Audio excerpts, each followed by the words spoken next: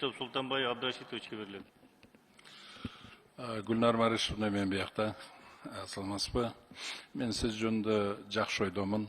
Сиз министрлик должностуна татыктуу деп эсептейм. Мына сиз айтып атасыз, бардыгы деле айтып атат, азыр медициналык жабдыктар аябай дефициттеп, жетишпей атат, бүт барды эскирген, андай тигиндей деген ушундай проблема, чоң проблема бар да. Бирок ошол эле кезде белек кылып алып келип тапшырган, Минздравга тапшырган жабдуулар атаңа бар, энеңе бар деп айлап турат да. Сиз ушуну жазып алсаңыз.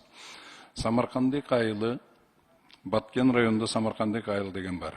Ошол жерде больница бар. Анан ошол больница 3 ошол жерде чек арада жайгашкан 3 айыл өкмөттү тейлейт да, ошол больница. Ошол жерге жанагы тажиктер менен чатак болгондо Баткен районуна өтө албай калат да, барды ошол больницага барат. Бирок ал жерде эчтеке жок да. Самое главное, анан ошол жердин тургундары акча топтоп 35 000 же 40 000 долларга рентген аппарат алып келгендер.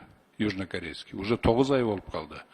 Ошол эми, ошону, видите, мен кайрылдым эле, мен уже экинчи министрге кайрылып атам да, уже сиздин эми. Кайрылдым эле, ошого толук кандуу ал ишке кириш үчүн, оказывается, 1 миллион сомдук жабдыктарды дополнительно алып бериш керек экен да, ошондо толук кандуу ишке кирет экен да. Ошол Самаркандык айылына больницага жеткирилген, мана 9 айдан бери ошол жерде турат. 9 ай эмес кой, 3-4 айдан бери ошол жерде турат да. Эч ким чечкиси келбейт. Бирине шылтайт, министр губернатор ал жака. Ошону сиз колго алып туруп, мен сизге просто мындай пожеланием да, ошону алып чечип койсоңуз. 1 миллион сомду эме кылып туруп эле ошол границадагы турган айылдарга бир рентген аппарат абдан керек да бүгүнкү күндө. Өзүңүз жакшы билесиз, ал жерде постоянно стычка болуп турат, ошол аппарат керек. Ошону көңүлгө алып, ошону көзөмөлгө алам. 10 секунд кош бергиле.